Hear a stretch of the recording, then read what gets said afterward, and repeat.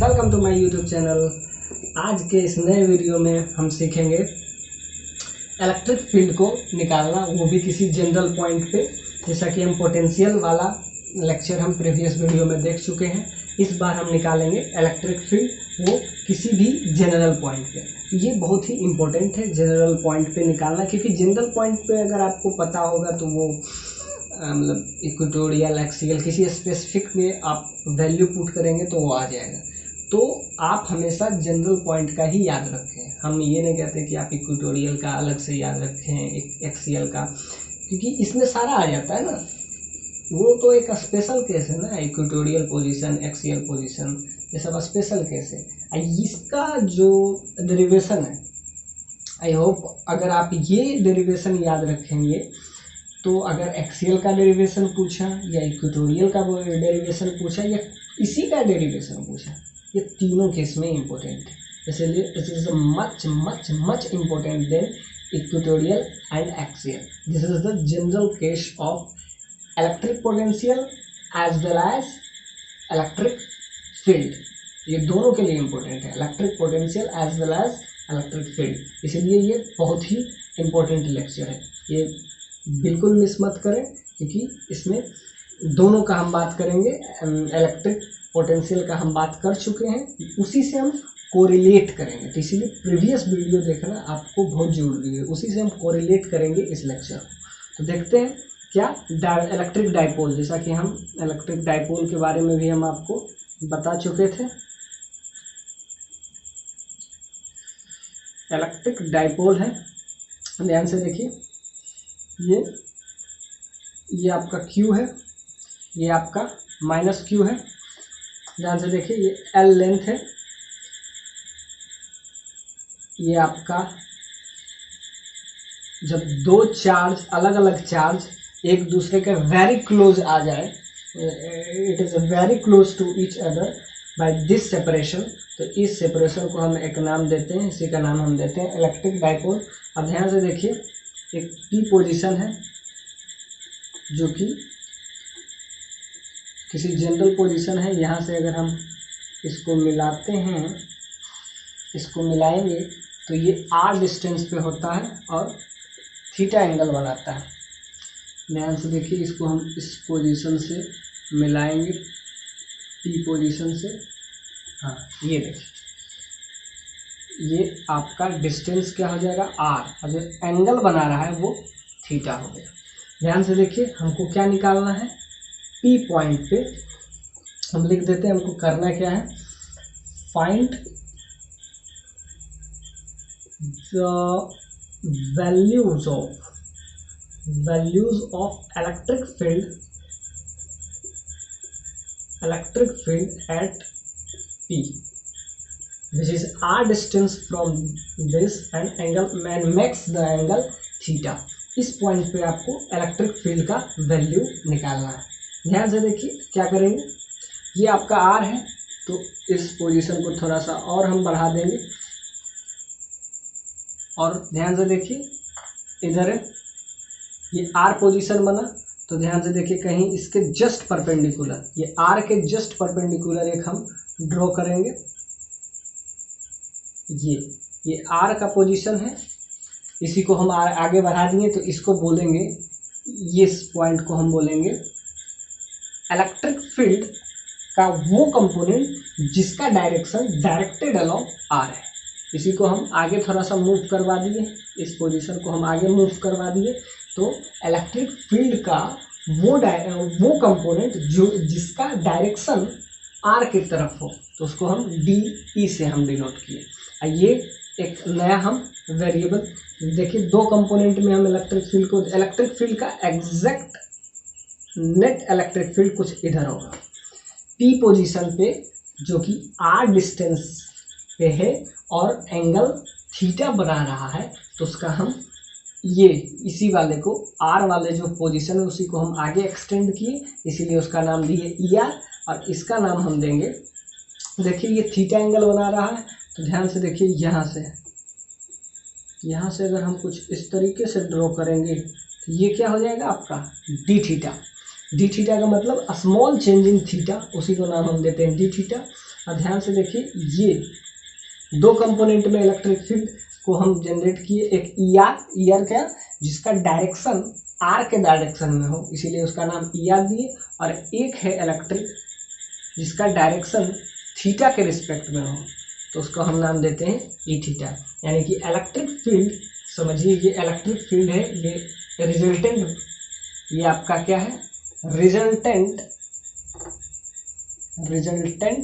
Electric field, ये resultant electric field है। इसको हम दो कंपोनेंट में ब्रेक किए हैं। कौन सा कंपोनेंट, एक जो कि आर डायरेक्टेड है, डायरेक्टेड अलोंग आर, एंड दूसरा ई थीटा, यानी इसका दो कंपोनेंट है।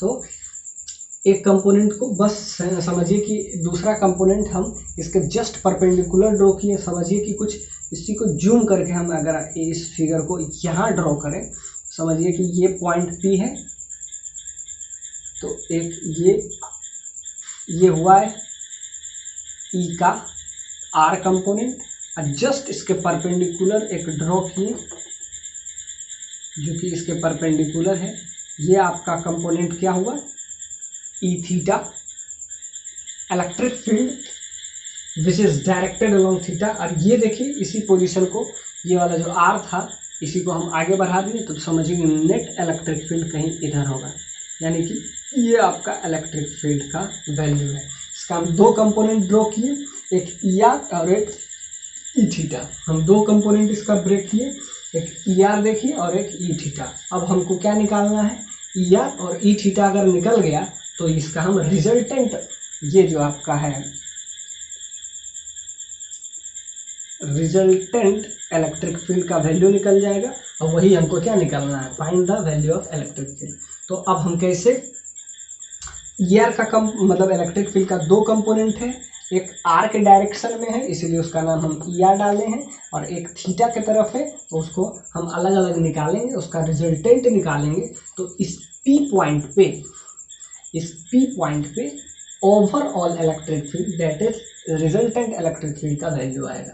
तो जैसा कि हम पहले लेक्चर में बता चुके हैं कि जब भी इलेक्ट्रिक फील्ड का कोई कंपोनेंट हमको पता हो और वो इलेक्ट्रिक फील्ड निकालना हो तो हम कैसे निकालते हैं, जैसा कि हम बताएं आर के रिस्पेक्ट में।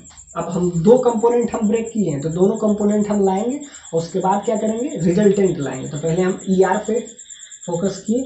ई आर का क्या मतलब है कि इलेक्ट्रिक फील्ड का कंपोनेंट जो कि आर के तरफ डायरेक्टेड है। ई थीटा का मतलब इलेक्ट्रिक फील्ड का वो कंपोनेंट जो थीटा की तरफ, जो मैक्स डी थीटा एंगल बना रहा है, इसका ये मतलब है, ये डी आर है।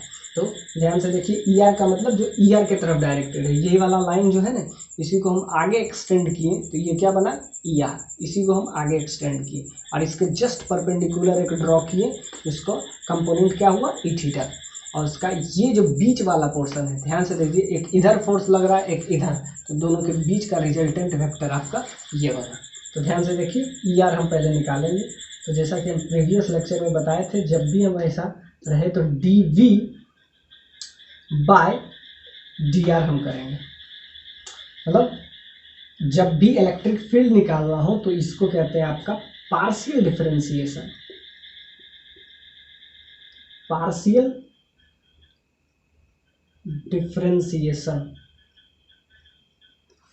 डिफरेंशिएशन का मतलब है कि एक टाइम में, at a single time, there is a one variable. इसीलिए अब हमको किसके रिस्पेक्ट में डिफरेंशिएट करना है, आर के रिस्पेक्ट में। तो आर के रिस्पेक्ट में जब होता है तो ध्यान से देखिएगा, पोटेंशियल का फॉर्मूला, जैसा कि आप प्रीवियस लेक्चर अगर हमारा देखे होंगे तो पोटेंशियल का हम बताए थे K P cos theta by R square. ये आपका क्या आया था, वी मतलब इलेक्ट्रिक पोटेंशियल, कब, आर डिस्टेंस पे और थीटा एंगल पे, यानी पी पोजीशन पे। हम पिछले में डेराइव किए हैं, आप प्रीवियस लेक्चर जरूर देखें, उसमें हम पूरा डेराइव करके लाए हैं पोटेंशियल एट जनरल पॉइंट के पी कॉस थीटा। तो वो हम बी के जगह पे आप डायरेक्ट लिख देंगे। तो इसमें थीटा तो है, इसीलिए हम पार्शियल डिफरेंशिएशन यूज कर रहे हैं।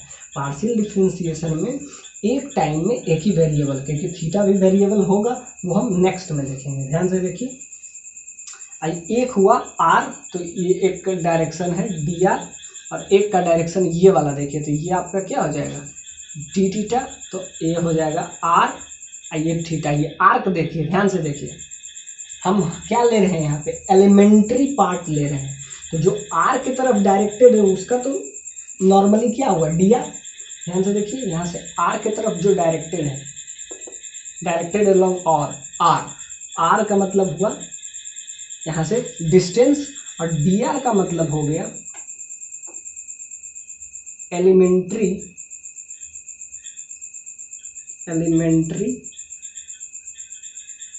आर, एलिमेंट्री आर, इसको क्या कहते हैं एलिमेंट्री आर, या आप ऐसे भी इसको समझ सकते हैं a small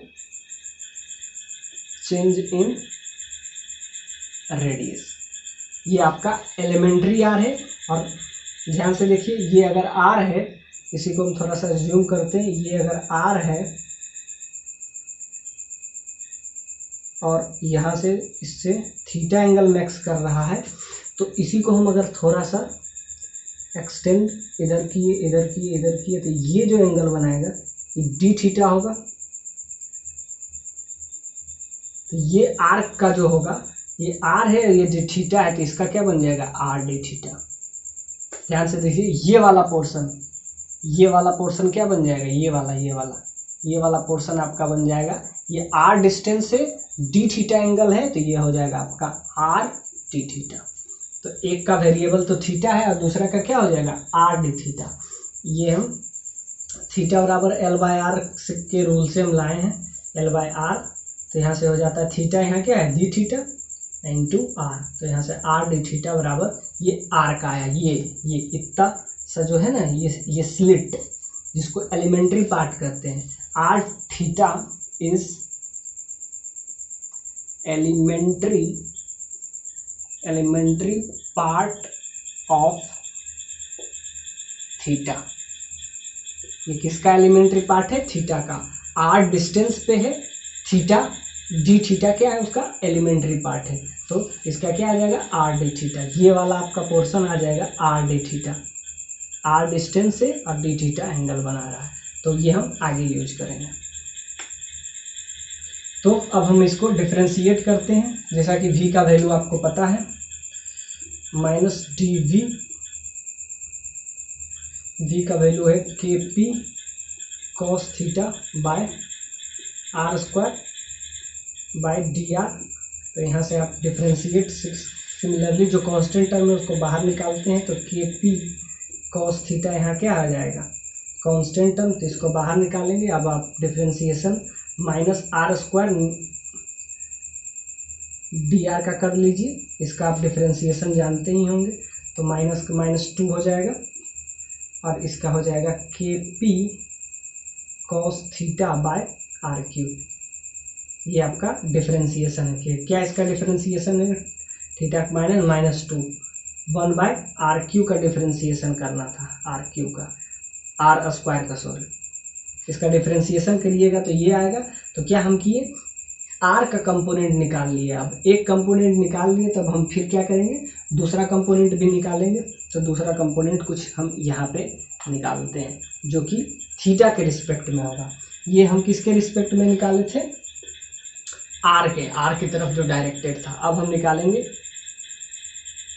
this is directed on theta, ये डी थीटा। अब इसमें जो होगा वेरिएबल क्या होगा थीटा। ध्यान से देखिएगा, partial differentiation of v with respect to R D theta, with respect to theta, लेकिन ये आर्क से डिस्टेंस है तो इसका क्या एलिमेंट्री पार्ट है, सबका अलग अलग एलिमेंट्री पार्ट था, उसका आर था, इसका डी थीटा। अब डी थीटा के रिस्पेक्ट में हम इसको डिफरेंशिएट करेंगे, तो इसमें सिर्फ वेरिएबल होगा थीटा, याद रखिएगा। इसमें जो वेरिएबल आर था तो इसमें जो वेरिएबल होगा सिर्फ थीटा होगा। यहाँ से आ जाएगा, यहाँ से फिर इसका वैल्यू रखेंगे के P cos theta by are D theta. के पी बाय आर पहले से था और एक आर, ये आर क्यूब हो जाएगा, K P by R square. तो यहाँ से आपका आ जाएगा डी थीटा के रिस्पेक्ट में आप अगर इसको डिफ्रेंशिएट करते हैं तो यहाँ से आपका आ जाएगा जो कांस्टेंट टर्म है बाहर हो जाएगा K P R cube cos theta का डिफरेंशिएशन क्या होता है, माइनस साइन, तो यहाँ से आ जाएगा माइनस साइन थीटा। तो यहाँ से आपका क्या आ जाएगा, ओवरऑल आ जाएगा माइनस माइनस प्लस हो जाएगा, K P R Q by sine theta. ध्यान से देखिए, एक्स इसका थीटा आर वाला कंपोनेंट ये है और इसका थीटा वाला कंपोनेंट क्या है, K P sine theta by R cube. अब हम क्या निकालेंगे, रिजल्टेंट वेक्टर। ये कंपोनेंट भी निकला, ये कंपोनेंट भी।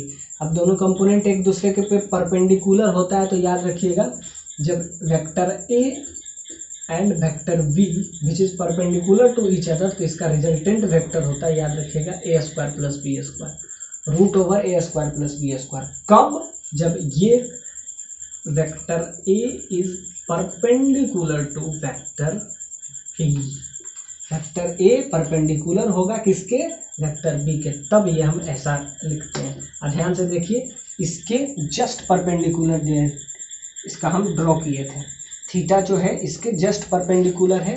जब दो वेक्टर परपेंडिकुलर हो तो उसका resultant vector bus route over A square plus B square. तो अब हम दोनों का वैल्यू लिख देते हैं और दोनों का रिजल्टेंट वेक्टर आप यहाँ से निकल जाएगा। क्या निकलेगा, net electric field which is E R, जो कि आर के तरफ डायरेक्टेड हो, इसका स्क्वायर प्लस ई थीटा जो कि थीटा के तरफ डायरेक्टेड हो। ये दोनों का रिजल्टेंट वेक्टर यहाँ से हम निकाल लेंगे। तो ध्यान से देखिए, इसका अगर रिजल्टेंट निकालेंगे तो के पी बाय आर क्यू का स्क्वायर कॉमन हो जाएगा, ये दोनों में कॉमन है। यहाँ से क्या हो जाएगा, यहाँ से हो जाएगा साइन स्क्वायर थीटा, यहाँ से हो जाएगा 4 कॉस स्क्वायर थीटा रूट के अंदर। अब सिंपल सा बात है, ये तो बस कैलकुलेशन पार्ट है, इसमें कुछ करना ही नहीं है। यहाँ से आगे आपका ये वाला स्क्वायर वाला पार्ट जो है ये बाहर कर देंगे, तो के पी आर क्यू बाहर हो जाएगा, root over sine square theta plus 4 cos square theta. तो यहाँ से आपका आ जाएगा K P by R cube, यहाँ से आ जाएगा 1 साइन स्क्वायर थीटा, यहाँ से 3 कोस स्क्वायर थीटा। ये आपका आ गया, आप क्या आ गया, रिजल्टेंट। ये आपका आया आपका final electric field. Final electric field का वैल्यू क्या आया, ये आप याद रखें, K P by R cube root over 1 plus 3 cos square theta. ये आपका आया electric field which is R direct, R distance पे हो और थीटा एंगल पे हो। ये आपके लिए बहुत ही इंपॉर्टेंट फॉर्मूला आ गया, K P by R cube root over 1 plus 3 cos square theta. ये कैसे में इलेक्ट्रिक फील्ड आर डिस्टेंस और theta angle, electric field R distance और थीटा एंगल बनाए। तो ये आपका आया ओवरऑल।